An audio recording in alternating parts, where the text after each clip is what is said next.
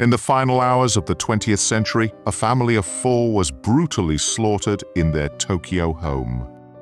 The killer left behind a trail of evidence so extensive that investigators initially believed the case would be solved within days. More than 2 decades later, the murders remain unsolved, and the evidence has revealed something far more disturbing than anyone could have imagined. But before we uncover the mystery, hit that subscribe button below. It was December 30th, 2000, in the quiet residential district of Setagaya, Tokyo. The Miyazawa family home stood at the end of a narrow street, surrounded by newer apartment buildings that cast long shadows across the traditional Japanese residence. The neighborhood had been changing rapidly, with developers pressuring longtime residents to sell their properties. Mikio Miyazawa, a 44-year-old systems engineer, had refused multiple offers to sell the family home. His wife, Yasuko, 41, supported his decision to preserve their quiet life with their children, 8-year-old Nina and 6-year-old Ray. The family had planned to spend New Year's Eve at home, unaware that someone was already watching their house. The killer entered through a second-floor window sometime after 11 that evening. What followed was not a frenzied attack, but a methodical execution that would leave investigators questioning everything they thought they knew about criminal behavior. Mikio was found at the base of the stairs, his body bearing multiple stab wounds. The positioning of his injuries suggested he had fought desperately against his attacker. Yasuko and the children were discovered in the second-floor bedroom, their bodies arranged in a way that investigators initially attributed to the killer's attempt to stage the scene. The Miyazawa family's bodies were discovered on the morning of December 31st by Yasuko's mother, who had come to check on them after they failed to answer their phone. Police arrived to find a crime scene that defied conventional understanding of violent crimes. The killer had remained in the house for several hours after the murders. Evidence showed he had eaten ice cream from the family's freezer, used their computer to browse the internet, and taken a nap on the living room sofa. Most disturbing was the discovery that he had treated his wounds using the family's medical supplies, leaving behind traces of his blood throughout the house. DNA analysis revealed the killer's mixed ancestry, with genetic markers suggesting both Asian and European heritage. His blood type was A, and investigators determined he was likely in his teens or early 20s. The killer had also left behind a distinctive sand grain embedded in his clothing, later identified as coming from the American Southwest. However, the most puzzling evidence emerged from the killer's digital footprint.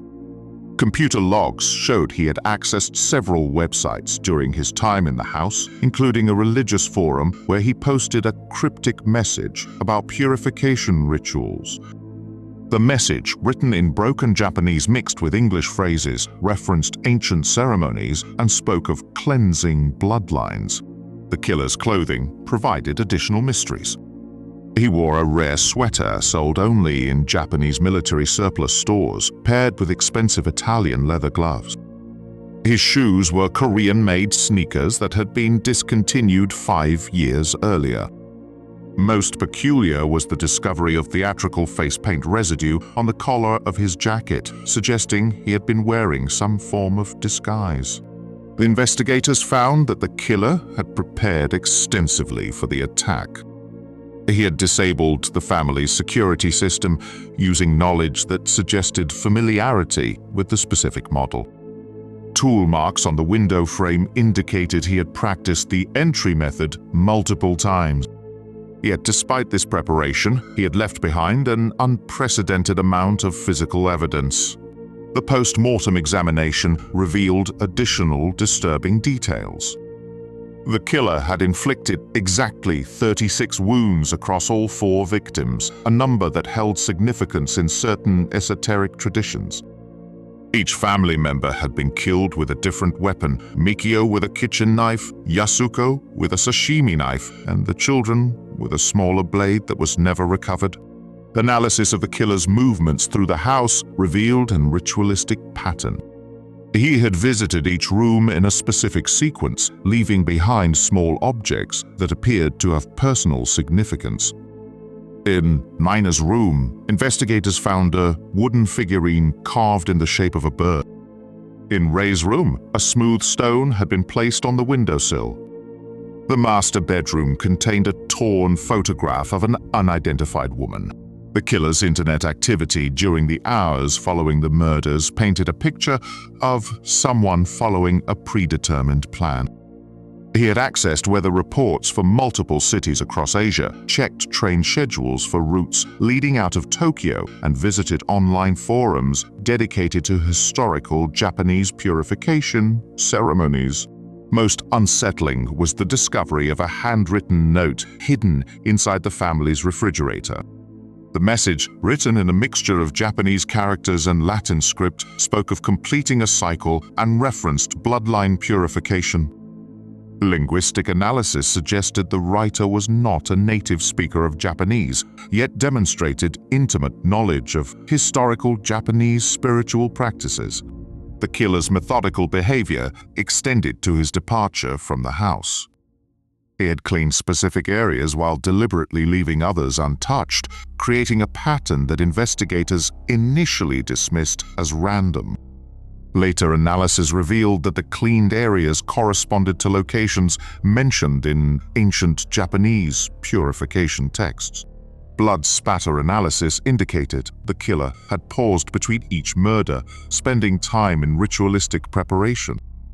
The positioning of the bodies suggested they had been moved after death, arranged according to a pattern that experts in Japanese folklore found disturbingly familiar. The investigation expanded when similar ritualistic elements were discovered at unsolved crime scenes across Asia. In each case, the killer had remained at the scene for hours, performed specific actions, and left behind evidence suggesting the same mixed heritage. The crimes spanned a 15-year period, with the Miyazawa murders representing the most elaborate execution. A forensic analysis of the killer's saliva recovered from the ice cream container revealed unusual chemical compounds consistent with rare medications used in psychiatric treatment. The specific combination suggested someone with access to experimental treatments not available through conventional. The killer's knowledge of the Miyazawa family's routines indicated extensive surveillance. He knew which nights the children slept in the master bedroom with their parents, understood the family's security protocols, and had timed his attack to coincide with a period when neighbors would be away for the holiday. Most disturbing was the discovery that the killer had been inside the house on at least 2 previous occasions. Hair samples found in the attic dated to several weeks before the murders, and fingerprints on the basement walls suggested multiple reconnaissance visits. The family had reported strange sounds and missing items in the weeks leading up to their death.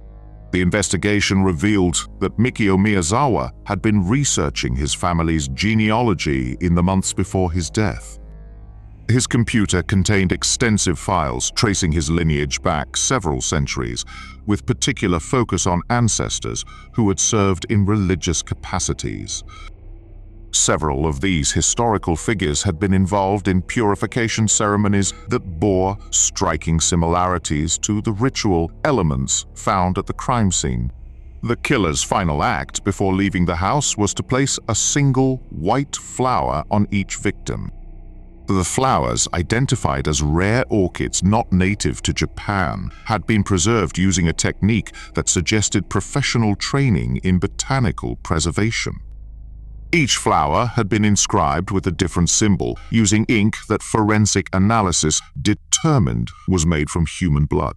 Police surveillance footage from the surrounding area captured a figure matching the killer's description, leaving the neighborhood in the early morning hours. The individual moved with purpose, following a route that avoided most security cameras while remaining visible enough to create a deliberate trail. The footage showed someone of average height wearing a dark coat, but facial features remained obscured by shadows that seemed to fall unnaturally across the figure's face. The case files contain references to witness statements that were later classified and removed from public records. Neighbors reported seeing a young man in the area during the weeks before the murders, always appearing at dusk and vanishing before anyone could approach him. Several witnesses described an unsettling quality to his presence, as if he belonged to a different time or place. What do you think drove someone to remain in the Miyazawa home for hours after committing such brutal murders, calmly eating ice cream and browsing the internet as if nothing had happened? Subscribe to explore more cases where the evidence reveals mysteries darker than the crimes themselves.